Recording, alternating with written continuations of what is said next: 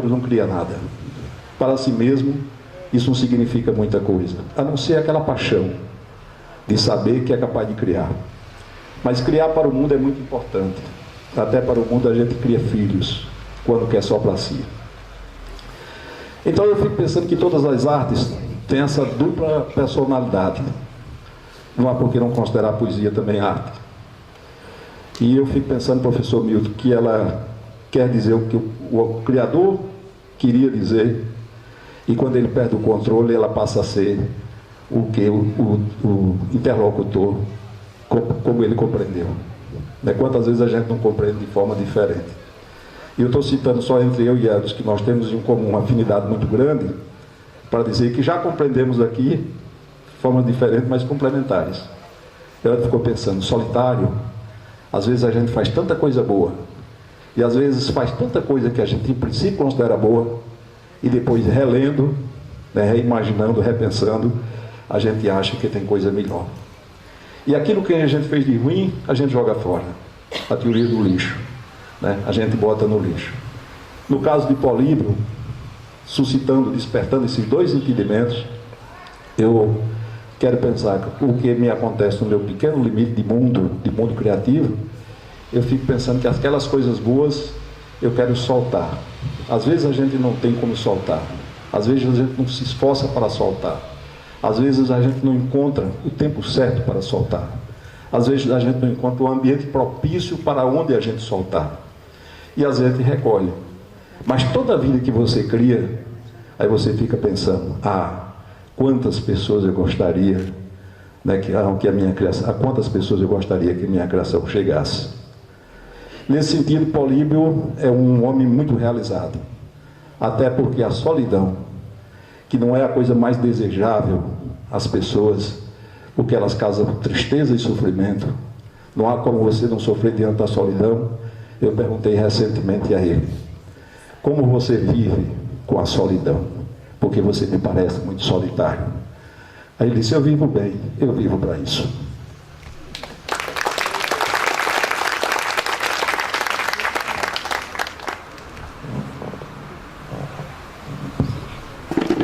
Continua aberta, por favor. Obrigada pelo convite. Eu não sabia que o O não é por nada, é sol das letras, não é por nada. Ele vai continuar cada vez mais. E encontrar você, Milton, sinceramente, um reencontro maravilhoso. Eu estou cobrando a plaquete. Trabalho bom, disse tudo realmente, mas, porém, contudo, todavia, eu quero ler este aqui. Somos, por natureza, o pior e o melhor nessa proeza. Não percebes nada, sequer o marasmo e a visível fadiga em nossos orgasmos. Parabéns,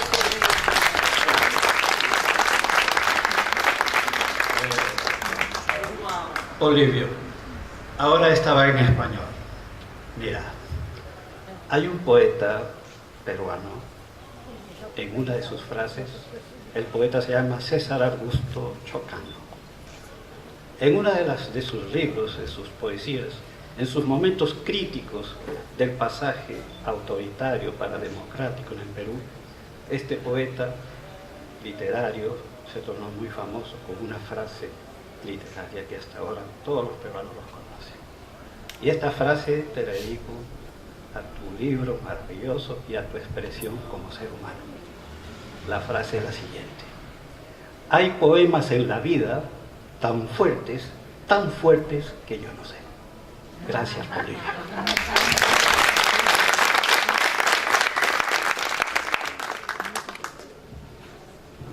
Continua aberta, franqueada a fala de vocês. Eu só queria destacar aqui que eu tenho observado a presença das meninas do Anjo Azul. Queria agradecer nessa noite que começa o Carnaval de João Pessoa, então queria agradecer a presença de vocês.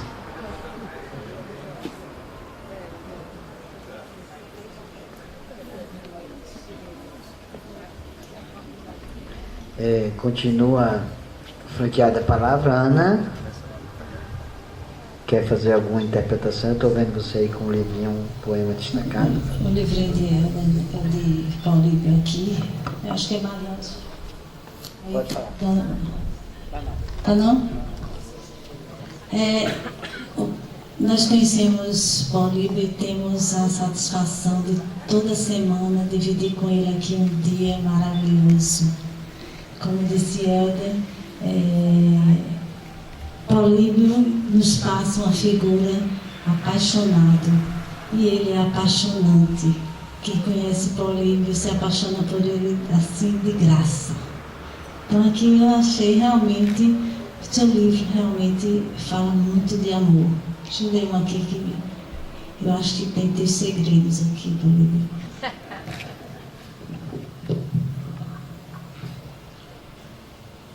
Pulveriza meu instinto, obstinado labirinto do amor. Do instante cego, alusões carrego. Herói ou bandido, apenas um amigo. Desnecessárias formulações adestram nossas intenções. As intenções mais íntimas de Políbio estão aqui guardadas nesse livro assim fantástico. E tem uma outra também, Políbio, que a gente vai descobrindo as tuas paixões. Em todas as ações planejadas, a loucura oculta das emboscadas. Entre vivos e mortos, cínicos sorrisos presentes. De tão cativo, tornou-se esquivo. Nudez do medo, guarda segredo. Não vai chover não, gente. Já passou, é só uma nuvem, chorando de alegria por essa noite tão linda que está acontecendo. Então assim, Políbio, a gente ama você de graça, amigo. Parabéns pelo seu trabalho, é fantástico. Beijo.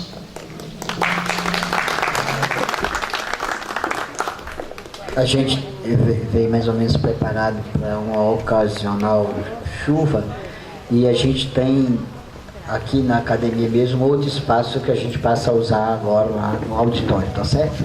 Bom, eu, em nome do Grupo Sol das Letras, a gente pede desculpa, mas isso já era mais ou menos previsto. A gente tem sempre esse plano B, caso ocorra alguma chuva.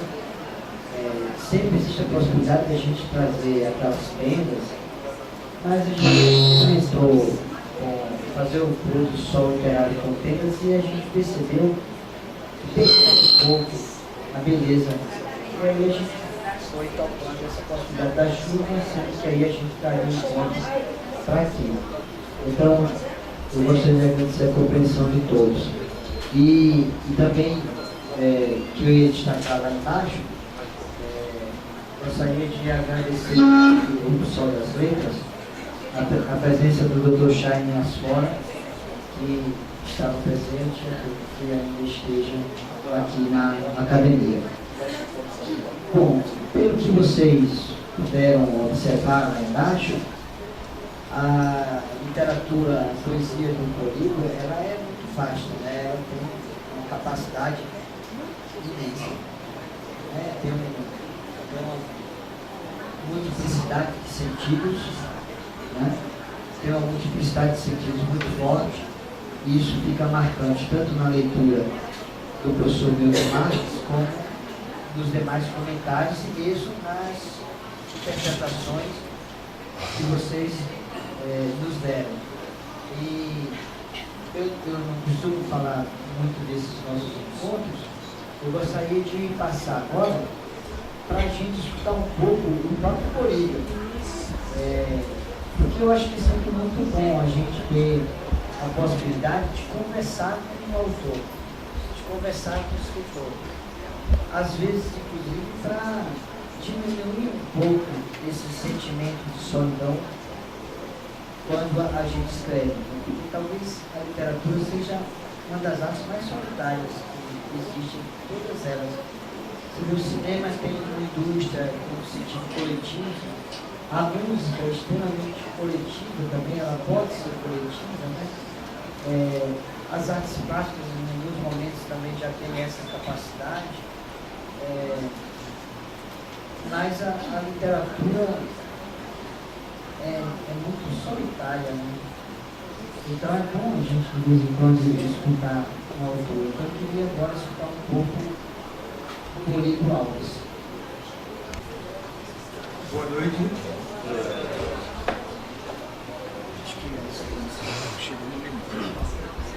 Esse negócio atrapalha, mas a gente vai falar. O que dizer numa noite dessa? Nós somos privilegiados em ter uma aula de sapiência com o professor Milton Marcos Júnior. É para se pensar nessa noite. Então veja o que é que a literatura faz, o que é que a arte produz, esses milagres, que é um momento desse. Não quero nem falar do meu livro, porque o meu livro não me pertence mais, é do leitor. Eu acho muito interessante não essa informação, esse trabalho do professor Milton, essas opiniões, tanto do Chico Pereira, meu amigo, e do Helder Moura, que eu aprendi a amar, gostar, tanto do trabalho dele como ser humano. Mas o que é interessante é o olhar do leitor diante de uma obra exposta ao público. Graças a Deus que a minha obra é uma obra plural, uma obra aberta. Eu não sei dizer nada sobre esse livro. Eu escrevi esse livro. Eu digo sempre que esse livro é um dossiê sobre o ser humano, um dossiê sobre o mundo. É um dossiê que retrata a grandeza humana, a mesquinharia, a solidão e também as alegrias e o modo mais simples de você amar outra pessoa, as coisas. Então eu procurei sintetizar toda essa experiência de olhar para o mundo, porque a minha história pessoal é muito simples. Eu não tenho nenhum político na minha família milionário, eu não ganhei na loteria esportiva, não tenho nenhuma pessoa que foi cantora de rádio, não tenho ninguém do mensalão, então não tem importância a minha história pessoal. Agora, o que é importante é você ter, o artista ter essa capacidade, essa coragem de observar o outro, observar o mundo. E eu procuro pegar uma realidade e transfigurá-la. Então, alguém pergunta, o que é o Lobisomem Indomável? É Políbio? Não, não é não. Políbio não tem importância nenhuma dentro dessa obra. Tem como criador, como autor do livro, somente. Eu queria dizer, para não ficar alguma coisa assim e tal, alguma pergunta que quiser fazer, eu estou aqui para responder todas as perguntas. E obrigado, eu quero agradecer ao professor Milton, meu amigo, uma pessoa que eu aprendi a amar e tenho uma admiração como ser humano e como intelectual, como professor. Eu quero deixar aqui meu agradecimento ao professor e a essa casa que nos acolheu e está nos acolhendo com esse projeto tão audacioso, que é tirar o autor da província e levar para outras partes do mundo. Essa é a nossa ambição e esse é o nosso desejo com o nosso grupo Sol das Letras. Obrigado.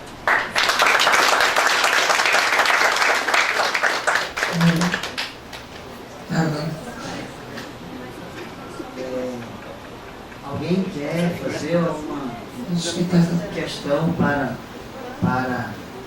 o autor? Está aberto. Enquanto vocês... Ana, enquanto alguém decide, eu gostaria de declarar. Por favor. Eu estava prestando atenção nas palavras dos comentaristas e realmente, como aconteceu no primeiro encontro, um mês atrás, e neste agora, mesmo nós que somos ligados a literatura, ou que escrevemos, ou que somos leitores assíduos, com os comentários nós acabamos aguçando o desejo de ler e às vezes ficamos pensando, o colega ali, o comentarista, ele enxergou várias coisas que eu não consegui, ou que outros não conseguiram, não conseguirão, e aquilo nos traz bastante vontade de ler aquela obra, esta obra. E a pergunta que me acontecia observando o escritor será que ele concorda com tudo isso que está sendo dito? Algumas passagens que foram feitas, elas passaram realmente na cabeça dele? Em quais pontos? Será que em 50% do que estão dizendo ele pensou, ou às vezes ele foi escrevendo no momento, né, sentindo aquela coisa do momento, da solidão, como ele falou agora, de situações cotidianas que ele enxerga? Até que ponto, eu pergunto, até que ponto o que algumas pessoas veem nos poemas batem com a realidade de quando você escrevia, do momento de escrever? Muito obrigado. Concordo, tudo que foi dito aqui, tudo que disseram é certo, é exatamente isso. Eu espero que alguém encontre mais outras coisas para me dizer, para eu me espantar, ou então ficar muito feliz e admirado. Deus me livre de escrever um livro e ninguém encontrar nada, Ave Maria. Eu deixo de escrever, eu me mato. Se você perguntar se eu sou tudo isso que está no livro, eu digo que sou. Uma vez, quando lancei O Que Resta dos Mortos, aí tem uma prostituta e perguntaram, você conheceu? Você perguntar, sou eu? Sou, sim. Posso fazer nada. Eu sou o pai.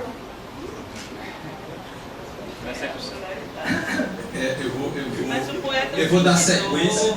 Eu vou dar sequência ao que o Gilvan, a provocação que o Gilvan fez, porque ele disse que ia ser citado, por isso ele ia se manifestar.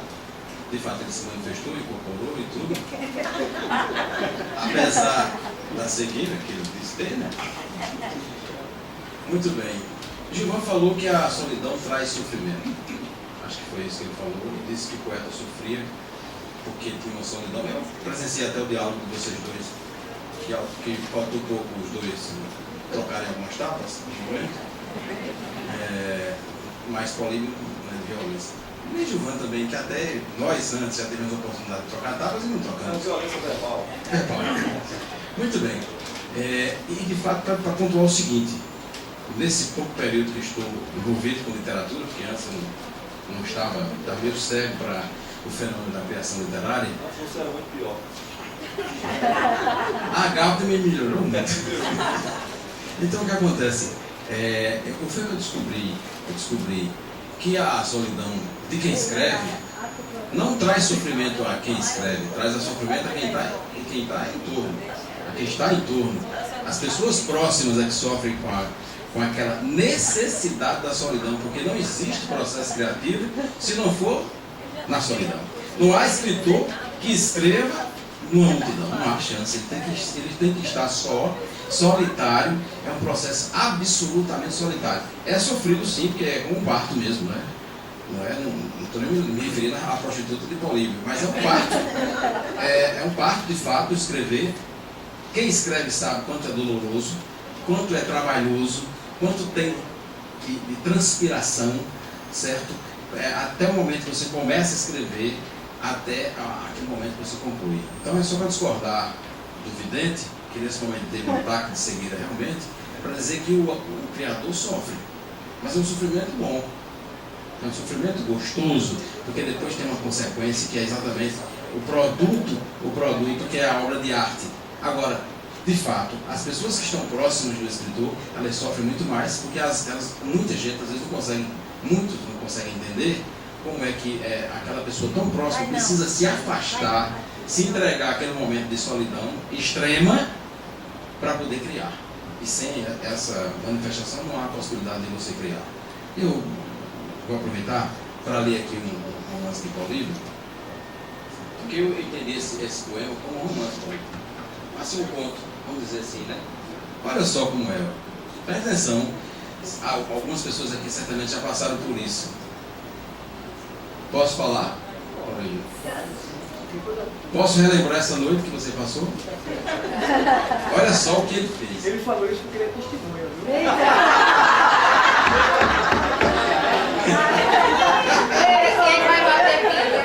Eu fui salvo. Eu fui salvo pela matemática do calendário. Porque, na verdade, quando eu conheci Paulo Livre mais próximo, ele já tinha lançado esse livro. Tá certo? Ele fica esquizofrênico, fica assim, exaltado, né? Veja só, vamos ver. Aí diz assim: confesso, te esperei. Com o jantar à mesa, olha só. Mesmo quando me impunha perambular pelos cômodos desertos do apartamento, com a testa se fazendo enrugosa, tensa, porque é assim, com as mãos entranhadas uma na outra, úmidas de suor, que procurava aquietá-las em peleja com meu desespero. Mas é esse desespero mesmo. Outras vezes me aproximava atentamente da varanda, com magnólias, alongando, com os olhos míopes a enseada. Pregoeiro, eu nem imaginava meu invisível equívoco. Por fim, te vejo furtivo, só nas lembranças agora. Então veja que como ele sofreu, né? Assim, né? Pensa numa noite triste, é assim, né? Esperou, que ficou foi só a lembrança. Obrigado, meu. Antes de passar para o professor Milton Marques, eu gostaria de dar uma informação e de certa forma, orientar a nossa conversa para um segundo momento, caso a Bira já esteja aí, tá certo? Primeira informação: o bloco Violando a Madrugada convida para uma homenagem ao acadêmico Alberto Barbosa, que vai ser no dia 8 de março, às 18 horas, lá nos Bancários, na Rua dos Ipês, no Bar do Baiano. A informação é da Gemima. Muito obrigado, Gemima. E eu gostaria de passar para o professor Milton Marques, que fizesse seus comentários, e ao mesmo tempo a gente já vai aproveitar essa rodada para a gente ir se aproximando das nossas despedidas aqui da mesa, para a gente escutar um pouco o tá certo? A Solange também fala isso. Eu quero dizer o seguinte: Mário de Andrade tem uma frase interessante no prefácio interessantíssimo que ele fez para o seu primeiro livro de poemas, chamado Amar Verbo Intransitivo. O primeiro livro de... Paulo César Desvairado, Amar Verbo Intransitivo é um romance. Ele diz: todo escritor acredita na valia do que escreve. Se publica, é por vaidade. Se não publica, é por vaidade também. Ou seja, respondendo um pouco a sua pergunta, o escritor escreve para ele, para ser lido. Mas o escritor nunca escreve para crítico, não. O escritor não está nem aí para crítico. Quando o escritor escreve para crítico, o que eu vou dizer aqui vai soar como heresia para alguns, quando ele escreve para crítico, ele fica chato. É o caso de Humberto Eco. Eu li com prazer O Nome da Rosa. Detestei o Poço Pedro. É maior, né? Detestei o Pedro de Foucault, porque é de um eruditismo, de uma vaidade, de uma besteira hermética insuperável. Insuperável. Então, o escritor nunca vai escrever para crítico. Se ele escreve para crítico, ele é artificial, ele soa artificial. Ele escreve para si acreditando naquilo que ele escreve. O crítico, evidentemente, que ele tem um olhar arguto, porque ele foi treinado para esse tipo de coisa, e as leituras que ele fez o ajudam a ver o que o escritor não viu conscientemente, mas que estava dentro do inconsciente dele. O crítico vai ajudar a que o poema ganhe mais significância. Ele vai ajudar isso aí. Mas em nenhum momento a leitura do crítico é a definitiva, e em nenhum momento a leitura do crítico é mais importante do que a leitura do poema. Jamais. Agora, Helder, desculpe. Helder e Gilvan, o poeta vidente, essa é uma formulação que é muito antiga. No mundo ocidental, essa formulação tem 2.800 anos. É um poeta grego chamado Hesíodo, num poema belíssimo chamado Teogonia, que vai definir pela primeira vez que o poeta, além de poeta, é profeta, que sabe dizer o que passou, o que se passa e o que se passará, porque ele recebe esse dom daquelas que são as responsáveis, as guardiães da memória, do saber, do conhecimento, que são as musas, filhas de Zeus, o deus mais sábio, e filha da deusa Mnemocine, que é a deusa da memória. Então o poeta também é evidente, obviamente. E esse poema que Helder acabou de ler aqui, confesso que esperei com um jantar à mesa, uma espécie de consoada, não é? De um jantar de Natal para algo, Natal no sentido de algo que vai nascer. A gente lê, observa o eu aqui perambulando, suando, as mãos úmidas, e por fim, vês furtivo nas lembranças o que ele aguardava. A leitura que se pode fazer é de uma relação amorosa? Pode ser. Mas também não pode ser a leitura do poeta à espera da palavra, à espera da poesia, e vendo a poesia só de longe, a palavra brincando com ele, furtiva, e ele querendo alcançá-la. Por isso que eu digo, não é como você fechar o olhar sobre um dos pontos, porque os pontos são vários, estão em vários lugares ao mesmo tempo. Eu agradeço a todos. Obrigado.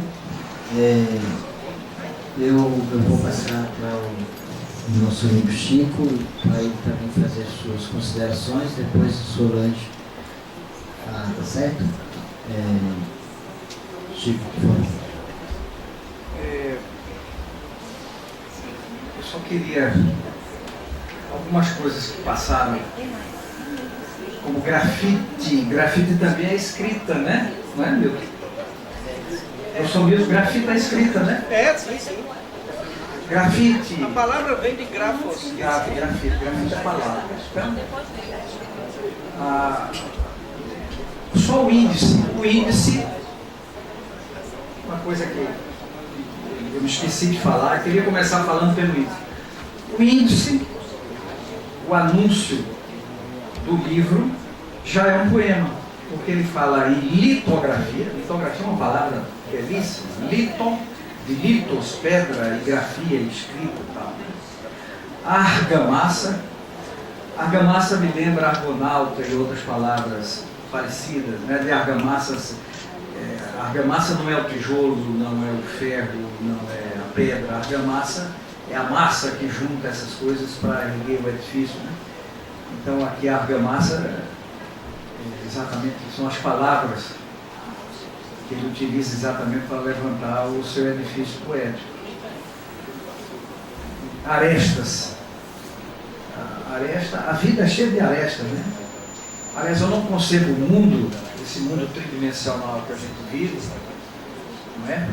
Sem arestas. O mundo, a Terra é redonda, mas a vida é quadrada, né?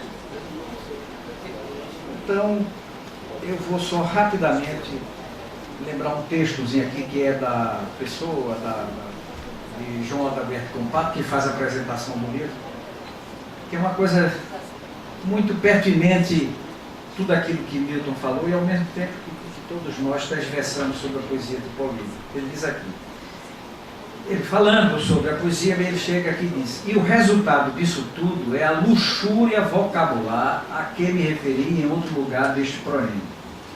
Luxúria, então, é a festa inebriante para os olhos e para os ouvidos, decorrente de vocábulos preciosos, raros, arcaicos, em desuso, perdidos, esquecidos, vítimas de preconceitos, bonitos na qualidade de significantes, lindos se considerados como significados.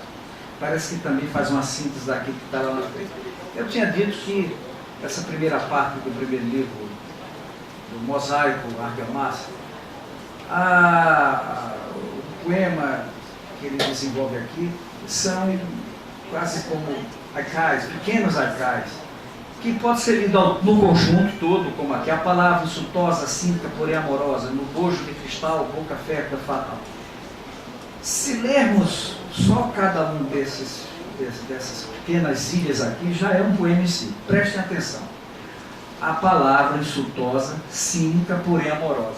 Já basta, já é um poema. Mas ele continua insistindo, acrescentando. No bojo de cristal, boca férvida, fatal. É um poema.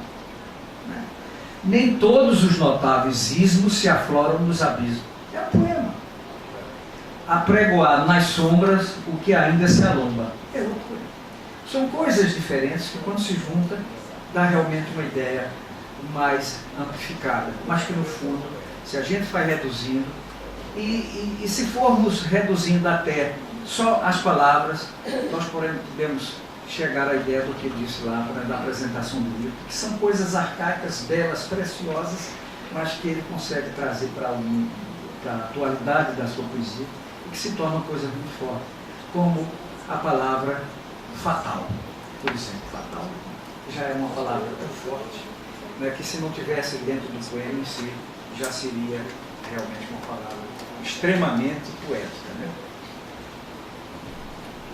Obrigado, Chico. Eu queria passar para a nossa primeira companheira do Grupo Sol das Letras, Solange.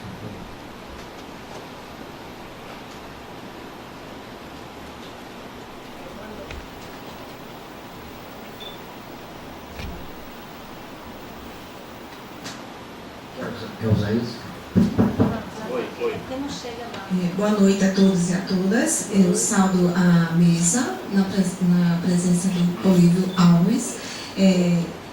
Escolhi dois poemas teus que eu acho assim, tremendo. Não li o teu livro ainda, mas fiquei emocionada quando folhei agora há pouco, né?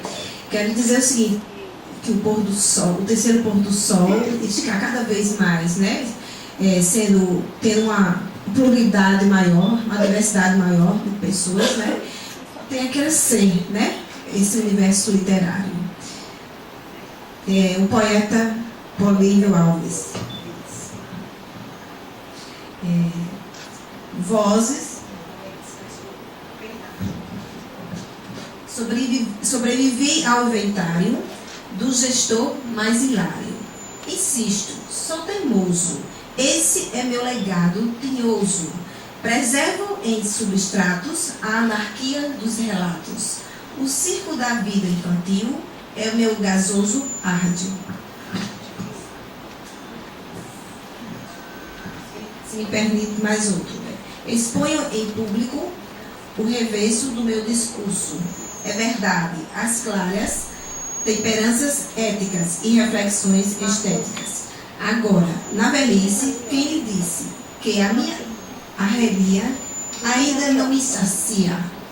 Então, eu falando com minha colega, a psicóloga, nós somos psicólogas,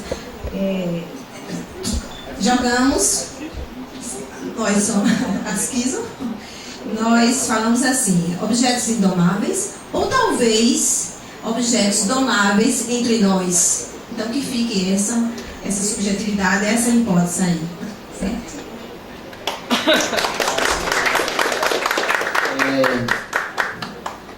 Maiara, sim, fique à vontade. Boa noite, eu sou Maiara, sou psicóloga e também membro do Grupo Sol das Letras. Primeiro, é sempre bom estar aqui entre amigos, entre pessoas tão importantes e tão inteligentes, não só em conhecimento educacional, mas em conhecimento emocional, que eu acho que é uma coisa que hoje em dia devemos valorizar muito. Estou aqui em mãos com um livro de outra pessoa, então como assim, Maiara? O que você vai fazer? Né? Acho que a poesia, o texto, ele se costura quando se junta a outros poetas, a outros autores. Né?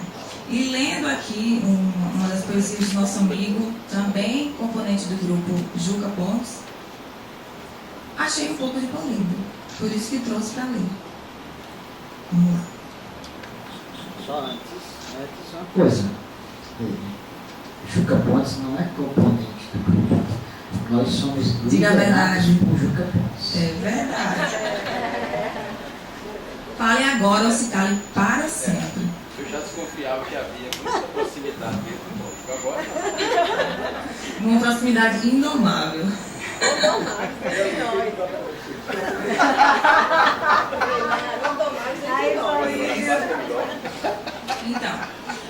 o nome da poesia é Entre o Rio e o Mar.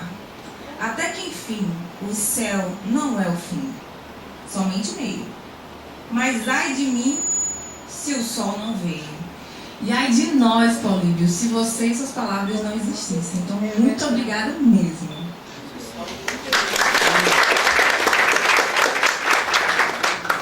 Ela foi tão normalzinha, não foi? Maíra, muito obrigado.